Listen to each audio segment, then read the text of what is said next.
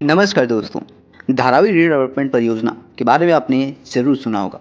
लगभग 2 दशक पहले से ही प्रस्तावित यह परियोजना इन दिनों काफ़ी चर्चा का विषय बना हुआ है।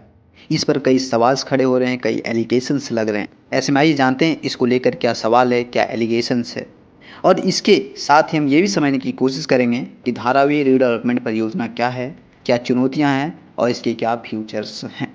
तो देरी ना करते हुए आइए वीडियो को शुरू करते हैं। सबसे बड़ा स्लम एरिया है जो मुंबई के बीचों बीच बांद्रा कुर्ला कॉम्प्लेक्स से महज 1 किलोमीटर की दूरी पर स्थित है। पूरा इलाका 2 ऊंची बिल्डिंग्स और एक खूबसूरत टाउनशिप में बदलने का विचार किया गया था, बट कई सारे कारणों की वजह से यह इम्प्लीमेंट नहीं हो पाया। बाद में 2011 में सभी टेंडर्स जो चल रहे थे उसे रद्द कर दिया गया और एक नया मास्टर प्लान तैयार किया गया। हालांकि यह भी किसी वजह से बंद हो गया। बाद में 2018 का समय आया जब बीजेपी और शिवसेना की सरकार बनी। उस वक्त गवर्नमेंट ने एसपीवी को गठन किया और टेंडर इनवाइट किया, बट चूंकि रेलवे की कुछ ज़मीन का विवाद था उसके चक्कर में यहाँ पे टेंडर भी पूरी तरह से कंप्लीट नहीं हो पाया। और फिर आया 2022 का समय दोस्तों। यही साल था जब धारावी रीडेवलपमेंट परियोजना का सबसे बड़ा आकार लेना शुरू किया। सक्सेसफुली सभी टेंडर, सभी बिडिंग्स को कराया गया। और इंटरेस्टिंग बात यह है कि यह बिडिंग अडानी समूह यानी कि अडानी ग्रुप द्वारा इसको जीत लिया गया। अडानी ग्रुप यह बिड जीतने के कारण कई सारे सवाल पैदा होते हैं। मीडिया रिपोर्ट्स की माने तो यहाँ पे ये एलिगेशंस लगते हैं, सवाल उठते हैं कि ट्रांसपेरेंसी के साथ इसे नहीं करवाया गया। बहुत सारे ऐसे समूह थे, ग्रुप्स थे जिसने टेंडर प्रक्रिया में हिस्सा लिया था, बट एंड होते होते महज 2 या 3 ऐसे ग्रुप्स बच गए थे जिसने हिस्सा लिया।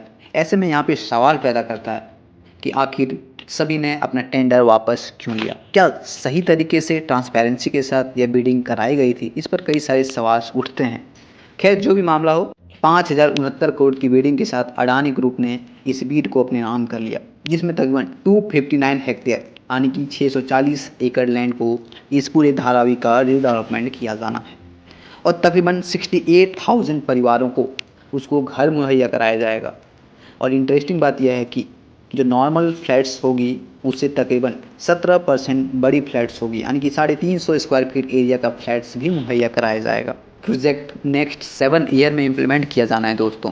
अब देखते हैं कितना इन्वेस्टमेंट हो पाता है, बट इन्वेस्टमेंट होने से पहले ही अडानी ग्रुप पर कई सारे सवाल खड़े हो रहे हैं। और सिर्फ अडानी ग्रुप ही नहीं बल्कि सरकार पर भी कई सारे सवाल उठ रहे हैं।